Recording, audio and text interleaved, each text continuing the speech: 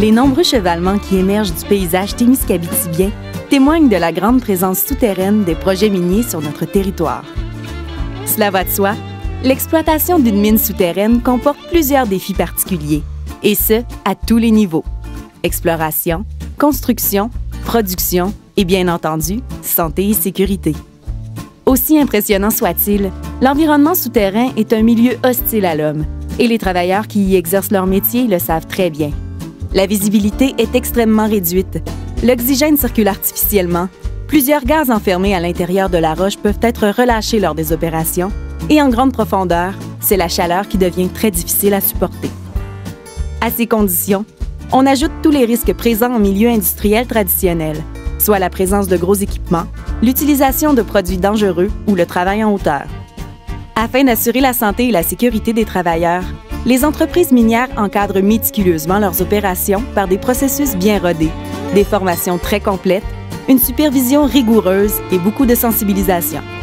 Mais si, malgré toutes ces précautions, un incident survenait quand même, comment ferait-on pour intervenir à 1000 pieds sous terre lorsqu'il y a très peu de voies d'accès et que l'oxygène peut rapidement venir à manquer? C'est là qu'interviennent les super-héros de l'industrie, les sauveteurs miniers.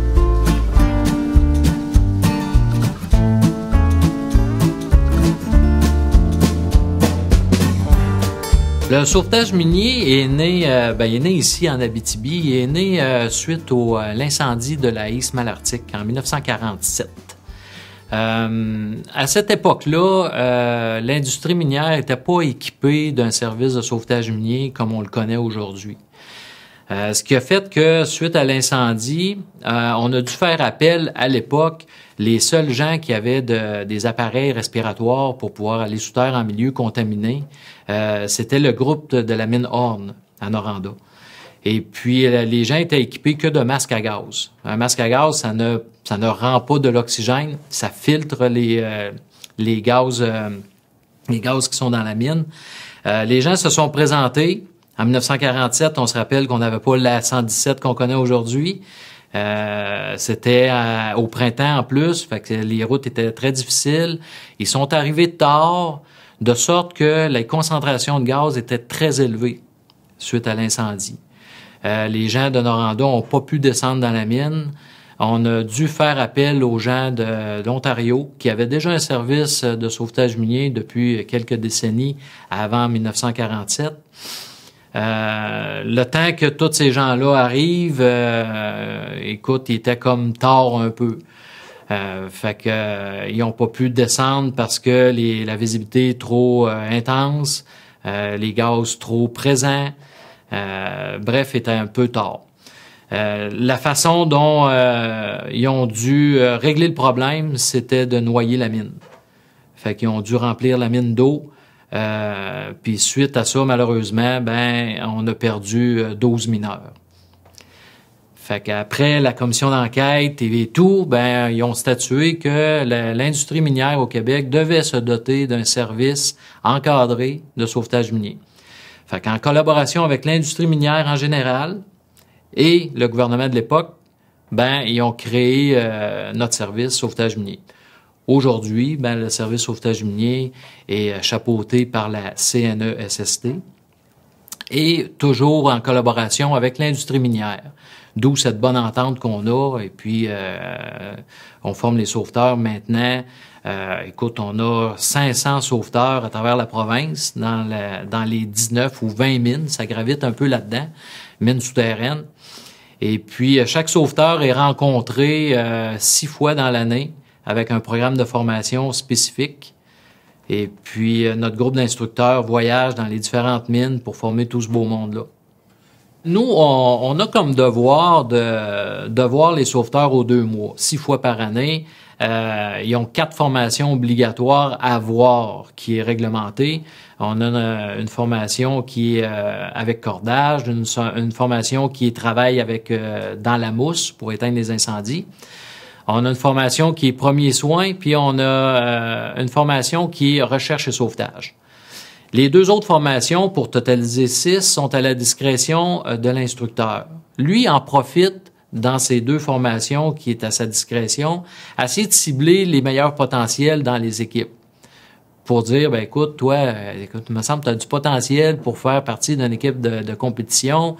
Tu devrais t'intégrer à eux, tu apprends vite, et puis, écoute, tu pourrais devenir une personne qui est une personne ressource dans ton équipe.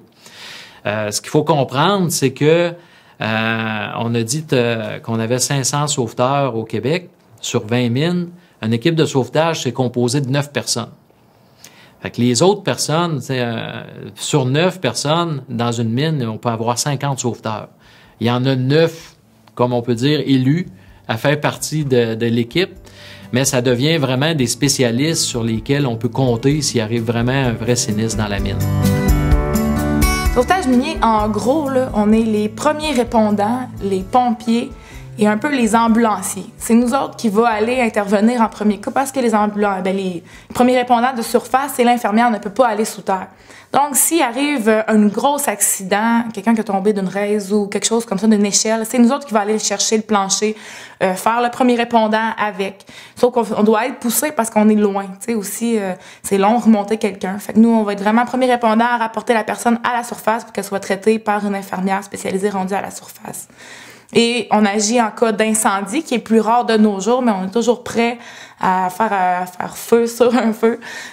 S'il y aurait une grosse incendie, ou même si c'est mineur, des fois, il peut y avoir juste de la boucane. Nous, on est comme dans une grosse cheminée. Hein. Il peut y avoir un feu qui est minime, mais ça peut être extrêmement dangereux pour tout le monde dans la mine, tout dépendamment où ce qui est conditionnellement à la ventilation. Nous, on va aller chercher les mineurs qui vont aller dans les refuges. On va aller leur donner des appareils respiratoires pour être capable de sortir, même s'il y a de la boucane. C'est ça notre titre comme premier répondant. Si on peut faire une différence qui est concrète avec ce que les gens connaissent du pompier, pompier, c'est un appareil respiratoire. Nous, on a des appareils respiratoires aussi différents. Le pompier va avoir un appareil respiratoire d'une durée d'1 heure. C'est de l'air comprimé. Nous, on porte, étant donné que c'est un travail pour aller intervenir qui est très long, du portail de la mine ou de l'accès à la surface de la mine à aller au milieu de l'intervention, parfois ça peut prendre 2 heures se rendre. Fait qu'on peut pas penser à porter un appareil respiratoire de pompier pour y aller. Nous, on a ce qu'on appelle des BG4. C'est un appareil à circuit fermé à oxygène qui recycle un peu l'expiration humaine. Fait que sans rentrer dans les technicalités, c'est que le CO2 dégagé par le porteur est absorbé par un produit chimique, puis qui est remplacé par un dosage constant d'oxygène qui va refaire un cycle respiratoire en continu. Fait qu'il n'y a rien qui rentre dans l'appareil et il n'y a rien qui en sort. Ça nous permet d'intervenir sur une durée, l'appareil est bon pour une durée de 4 heures. Mais il y a une alarme qui est à 25%. Okay, c'est vraiment une norme. C'est qu'à 25%, tous les appareils respiratoires ont une alarme qui signifie que, regarde, c'est le temps de retour. Fait qu'à 25%, ben, ça donne 1 heure au sauveteur à regagner la surface ou à regagner un lieu sécuritaire, un refuge qui contient de l'air et de l'eau et tout. C'est assez gros, par exemple, mais c'est pratique, c'est rigide, c'est anti-feu jusqu'à une certaine limite. Mais tu peux durer jusqu'à 8 heures avec ça. Si jamais tu seras enfermé, tu peux la mettre en mode économie. Exemple, qu'il y a un effondrement, tu peux respirer 8 heures de temps tranquillement avec ça. C'est vraiment des bons appareils qu'on a aujourd'hui. Sur nous, on n'a rien d'autre. Pour pas s'accrocher des affaires comme ça, on a un harnais en cas où qu'on aurait à faire une mission en travaux de hauteur. Sinon, on a notre panier civière, la trousse de premiers soins, tel un ambulancier. On a aussi une poche d'outils, si jamais on aurait à faire quelques travaux. Là.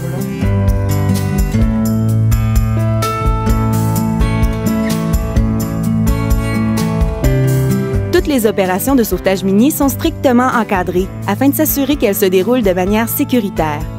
Elles sont réalisées par des équipes compétentes dont le rôle de chacun des membres est très bien défini.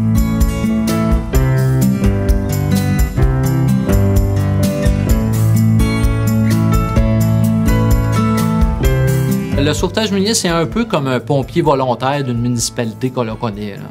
Le sauveteur minier ne fait pas que ça dans la mine. On va chercher nos gens au niveau de l'ingénierie, au niveau de la supervision, les mineurs sous terre, le journalier, n'importe qui est apte, en bonne forme physique, qui a des bonnes qualités morales, peut être sauveteur minier. Moi, je suis responsable de l'équipe de sauvetage minier, puis j'ai un acolyte qui m'aide. On choisit nos personnes là, par entrevue. Ensuite de ça, 6 fois par année, ces gens-là vont avoir des entraînements, puis différents thèmes par entraînement pour essayer de globaliser le livre du sauvetage minier. On a plusieurs entraînements, on fait des barricades, éteindre des incendies, sauver des mineurs sous terre, des choses comme ça. Dans une équipe de base, on est 8 personnes. On a 6 mineurs qui vont descendre sous terre à l'intervenir. Sauf que ça prend des gens à la surface qui vont diriger les opérations. Le directeur des opérations, l'aide technique, qui vont aligner la mission qu'il va avoir sous terre. Fait que l'aide technique et le directeur des opérations vont aligner bien l'équipe pour que tout se fasse de façon sécuritaire. Les 6 sauveteurs vont descendre sous terre. On a tout le temps un chef, un co-chef, quelqu'un qui va s'occuper des premiers soins. Mais chaque membre de l'équipe, c'est une équipe, c'est un noyau qui avance. Puis chacun a ses connaissances et ses étapes. À la surface, on doit avoir 6 autres personnes prêtes à endosser s'il arrive un problème à l'équipe numéro 1 qui est sous terre. Fait qu'on doit toujours avoir 6 autres personnes avec les mêmes compétences qui sont à la surface pour pouvoir aller intervenir s'il y a un problème à l'équipe numéro 1. C'est toujours comme ça. Si l'équipe numéro 1 finit son parcours, plus d'oxygène dans l'appareil, puisque c'est une durée maximum de entre 3 et 4 heures qu'on peut faire avec l'appareil. La deuxième équipe va repartir, mais là, ça prend une autre équipe de 6, toujours, qui va être différente de la première pour pouvoir être là en backup.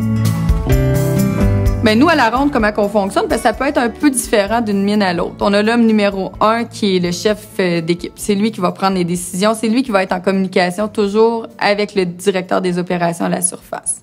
L'homme numéro 2, c'est celui qui va diriger les premiers soins, mettre les appareils respiratoires aux victimes. L'homme numéro 3 va être à la tête, diriger l'enlignement sur la planche dorsale. Le 4 et le 5 vont souvent s'occuper de la planche dorsale comme telle. Et le 6e homme, c'est notre co-chef. Donc, il va un peu pallier toutes les étapes. Il va être capable d'aider le chef.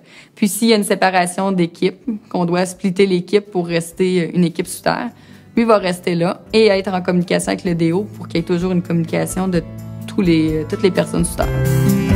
Avoir un poste spécifique en sauvetage minier, ben c'est... Il n'y a pas personne. On a 36 sauveteurs et la journée de l'incendie, on ne sait pas quel rôle on va avoir. Okay? Souvent, moi, je vais être plus au niveau de la direction des opérations avec les autres membres de mon équipe, m'assurer que la gestion à la surface se fait bien. Lorsque j'ai fait la compétition, par contre, j'étais homme numéro 2. Je m'occupais des premiers soins sur le terrain. On entraîne les équipes de sauvetage minier pour pas qu'il y ait vraiment de rôle précis. De sorte que le premier arrivé à l'intervention soit habilité à prendre n'importe quel rôle. Par contre, il y a une sélection naturelle en cas d'intervention qui va arriver. Les leaders vont prendre la place et puis les gens ont confiance en certains membres pour mener à bien une intervention. Les rôles, la première année, se sont distribués un peu comme qu'on se sentait. Comme moi, vu que je commençais, ben à la tête, je connais mes premiers soins, mais à la tête, moi, j'avais juste à diriger et regarder les autres faire. Ben, je les ai regardés faire, puis cette année, je me sentais prête à aller premiers soins et je voulais. J'ai tenu mon bout, j'ai dit, je veux aller là. Mais ça, c'est une discussion qu'on a entre nous.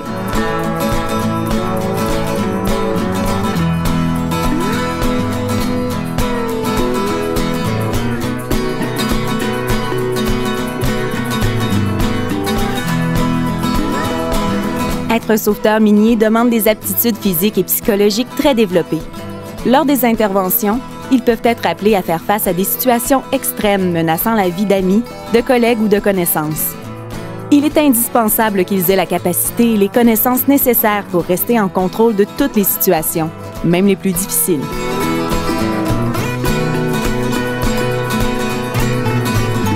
Ah, c'est sûr qu'on a un stress, là. Il y a plusieurs fois aussi qu'on a été appelés de nuit.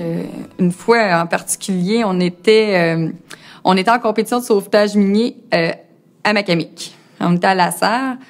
Je viens de me coucher. On avait compétitionné toute la journée. Moi, j'étais juge cette année-là avec 6 autres collègues. On était 6 au total qui étaient juges. Je reçois un téléphone. Je venais juste de me coucher.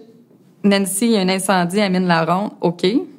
Là, je vais réveiller tous mes collègues, mais là, on est loin de la mine, là. On est pas mal plus loin. Fait qu'on est parti tout le monde, là. Le stress était vraiment plus élevé que d'habitude, là. C'était différent. Mais rendu à la mine, quand on se rend compte que tout le tableau des badges, où est-ce qu'on met notre badge le matin, qu'il manque pas personne, qu'il y a personne en danger, le stress diminue beaucoup, on va intervenir, on va aller éteindre notre incendie. Le stress reste vraiment présent lorsqu'il reste une badge, un nom d'une personne qui est dans le secteur ciblé par l'incendie. Pour en avoir fait beaucoup, autant compétition qu'intervention, je ne crois pas qu'on commence à réfléchir de comment on est, comment on se sent. Oui, on a un appareil respiratoire, on a une respiration qui est plus ardue que la naturelle. Oui, on est dans un environnement qui est toxique, à visibilité complètement nulle. L'appareil respiratoire pèse 14,6 kilos. Okay? On le porte pendant 3 à 4 heures sur une intervention. Ça, c'est que l'appareil respiratoire. On a apporté des appareils autosauveteurs pour secourir nos compagnons de travail. On a apporté une civière qui est remplie de matériel. C'est très, très physique. Mais l'adrénaline et puis le stress contrôlé veut qu'on trouve cette force-là pour secourir un compagnon de travail. J'ai pas eu à répondre à un événement réel encore. Je dis pas que je le souhaite, mais tu sais, souvent je dis « Ah, j'aimerais ça qu'il arrive quelque chose. » Je suis tellement maniaque que j'aimerais qu'il arrive un accident, mais en même temps, c'est mes chums qui sont là. Si je suis là, c'est parce que c'est mes camarades qui sont là, c'est mes partenaires, même les crochifs. Quand moi, je travaille pas, j'ai travaillé avec eux autres. Tu sais, ça me ferait énormément de peine de savoir. Puis, tu sais, dans les pratiques, moi, je mords toujours. Parce que dans les mines, on fait une pratique de feu toutes les années. Puis moi, ils vont me faire mourir avec ça. À un moment donné, mon père, il avait pas sonné. Puis c'est le gardien de sécurité qui est venu me réveiller, mais il bûchait dans ma porte. Mais tu sais, moi, je travaillais de nuit. Il est rentré, puis il est venu me chercher. Le feu, il est pogné dans la mine. Mais tu sais, quoi? Je mets mes culottes, puis je m'en vais, je pars. Hey, j'étais... Et là, tu sais, sur le coup, je m'en vais d'un feu, Tu sais, j'étais comme toute excitée. Et là, à un moment donné, ils ont dit, il y a 6 gars dans le fond de la mine qui sont pris derrière un Jeep en feu. Ils ont pas d'oxygène. Puis là, Alfonso, puis Rémi, puis Caroline, là, je me suis mis à stresser. Là. J'ai dit, je m'en viens, les petits gars, je m'en viens, ce sera pas long. Là, je suis comme devenue la mère là, qui panique pour ces petits gars. Puis je te le dis, je shakeais, je préparais mes affaires. Puis mais là, de savoir que c'était mes chums qui étaient là, ça m'a mis sur le stress. T'sais. Quand ils m'ont dit que c'était pas vrai, là, je vous jure, là, j'étais en...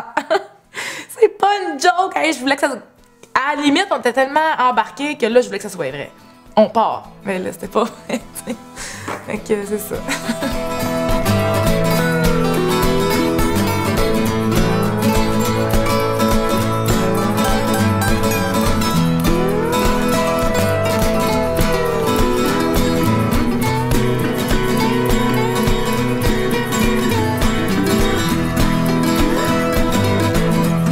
Les situations d'urgence sont assez rares et lorsqu'elles surviennent, il est important que les sauveteurs miniers y soient bien préparés. Les compétitions de sauvetage minier sont une très bonne occasion pour les sauveteurs de réviser leurs connaissances, de pratiquer leur exécution, de renforcer le lien d'équipe qui les unit et bien sûr, de vivre des interventions dans un contexte où l'adrénaline est bien présente.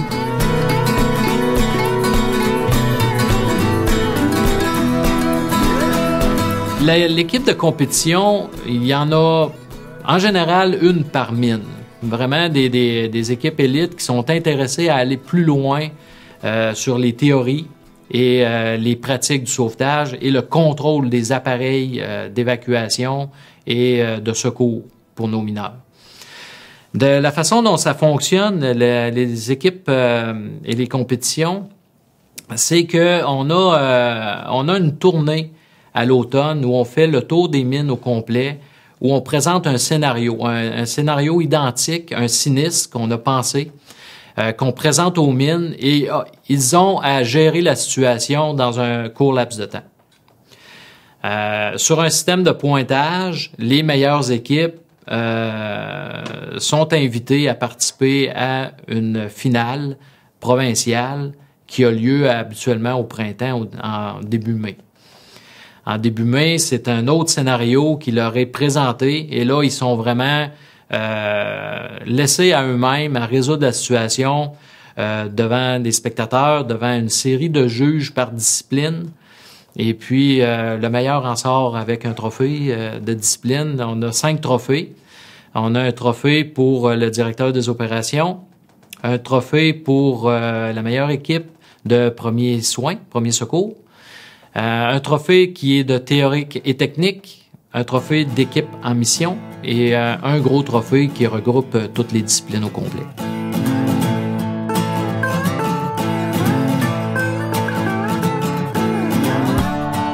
Bien, au niveau du sauvetage minier, t'as comme un peu deux mondes. T'as les sauveteurs miniers normales à la mine, comme dans l'année, on fait nos pratiques, tout va bien, c'est normal.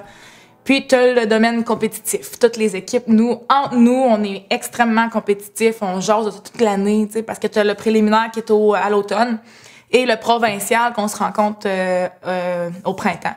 T'as 6 pratiques par année. Puis là, comme la dernière fois, ils ont fait faire 10 push-ups avec l'appareil, tu sais. C'est sûr que si t'es pas capable d'en faire 2 comme faut, là, tu sais, à un moment donné, ils vont te suggérer d'abandonner. Mais pour les compétitions, c'est vraiment théorique. C'est un examen qu'il faut que... Ils vont choisir les meilleurs, dans le fond. Sur 100, ils vont choisir toutes les notes en descendant des meilleurs. Donc, ils vont faire partie de l'équipe. Fait que, tu sais, si dans une année, tu peux être super bon faire partie de l'équipe, puis l'année d'après, t'as pas étudié, ça se peut que tu te classes pas, tu sais. C'est vraiment théorique, puis c'est ardu. Fait que nous, on vient très proche, les équipes des autres mines et nous autres. On vient que c'est notre milieu et on jase énormément de ça. Puis c'est compétitif, puis on tient vraiment à ça. Fait que quand on fait le préliminaire, il y a plusieurs équipes qui passent une après l'autre. Mais là, on essaie d'aller chercher des cues vers les autres équipes, mais on veut pas parler pour pas que les autres équipes le sachent. Puis c'est là que tu vois que le niveau de compétition il est grand. Par exemple, il y a pas de malentendu entre le monde. T'sais, des fois, on gagne, on va être fiers de l'autre équipe. Comme l'année passée, on a perdu par 2 points sur 3400 points. Là, c'est vraiment... C'était tout juste. Mais on est resté avec l'équipe gagnante. T'sais, on a bu avec eux autres après. On les a félicités. Il y a pas de malentendu entre les équipes. T'sais, c'est compétitif, mais c'est pas méchant. En vrai, les compétitions, c'était pour probablement pousser les gens à aller plus loin. Parce que depuis que je suis dans le domaine de la compétition, je connais mon livre par cœur, je connais tout par cœur, puis je serais vraiment moins stressée de partir en vraie situation. Les compétitions, ça va te mettre une vraie situation de 4 heures. Ton BG4, il fait 4 heures, tu pars 4 heures en mission. Ils font ça souvent dans les arénas, des choses comme ça, avec des murs. Ils vont nous mettre des filtres en cellulose dans le visage pour pas qu'on voit, comme dans le fumée, réellement dans le fumée. Fait que t'as les yeux bandés souvent, puis tu vois pas ce que tu fais. Ils vont simuler... En plus, c'est grave parce qu'ils vont simuler un feu à quelque part, puis ils nous poussent vraiment à aller faire de la mousse, du cordage. Cette année, on avait de la mousse et du cordage. Ils vont aller mettre plusieurs affaires que tu vas faire dans la compétition pour refléter la vraie vie. Tu peux sortir plusieurs victimes, mais 4 heures, c'est surtout en compétition, ça nous met la nervosité. Si peut-être qu'on s'en foutrait, non, mais on est tellement mordu à ça que l'adrénaline est là. Puis tu sais, on rentre, puis on shake de même. Puis là, mon testeur de gorge, je sais même plus comment le checker quasiment. Puis là, faut que tu dises, OK, là, prends un respire, là, c'est un jeu, là, tu sais, mais t'embarques à 100 000 à l'heure, là. Et les points, ils vont y aller sur tout. Tout est jugé. Les premiers soins, tes nœuds dans le cordage, je fais un nœud en 8. Ils vont venir regarder ton nœud. T'as des points là-dessus, t'as des points sur tout. C'est pour ça que comme 3400 points, t'es noté sur tout. Puis même si tu viens qu'à sacrer ou dire des gros mots, tu peux perdre jusqu'à 20 points pour indiscipline, tu sais. C'est vraiment comme dans l'armée. Tu sais, tu démontes ta machine, même la mécanique de la machine. On ouvre les machines, puis si on se trompe dans une étape, dans le montage ou démontage de l'appareil, on perd des points. Fait que tout est noté. Faut pas voir les compétitions de sauvetage minier seulement comme un événement où est-ce qu'on compare les équipes. Faut les voir comme une possibilité d'avancement vers des nouvelles réalités, tout ça, parce que tout change, tout évolue.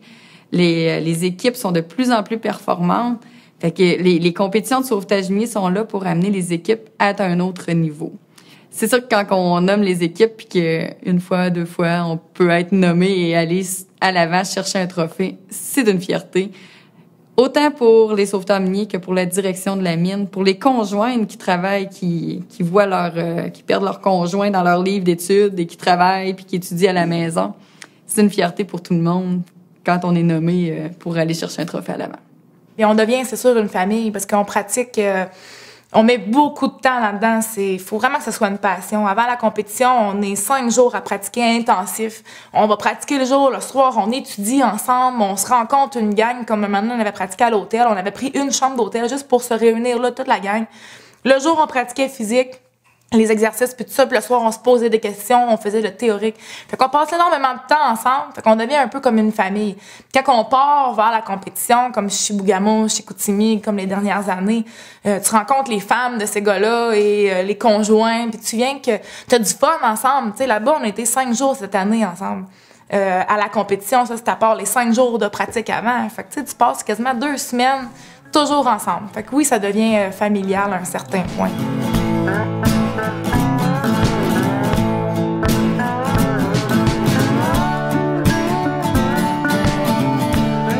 Même si devenir sauveteur minier est très exigeant, c'est aussi une grande source de fierté qui apporte beaucoup aux individus qui choisissent de pratiquer la discipline.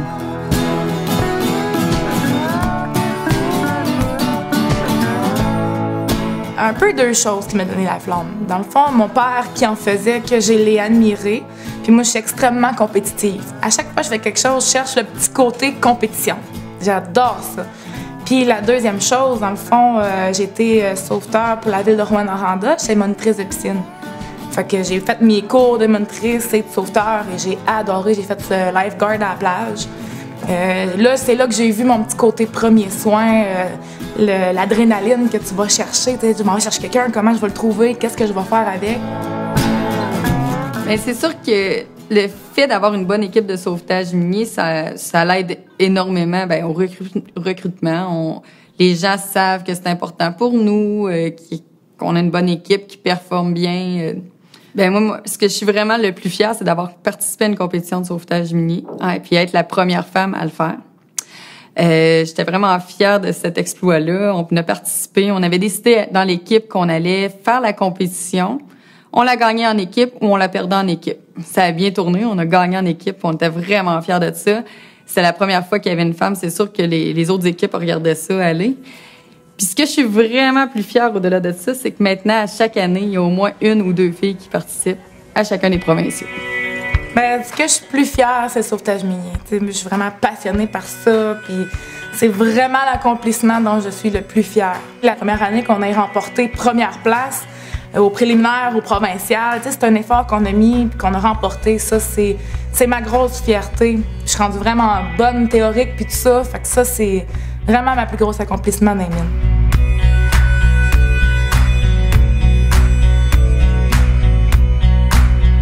Devenir sauveteur minier est un processus long et exigeant. Les individus qui passent à travers font la fierté de leur famille, de leurs collègues et des entreprises pour lesquelles ils travaillent. Ce sont les super-héros des mines.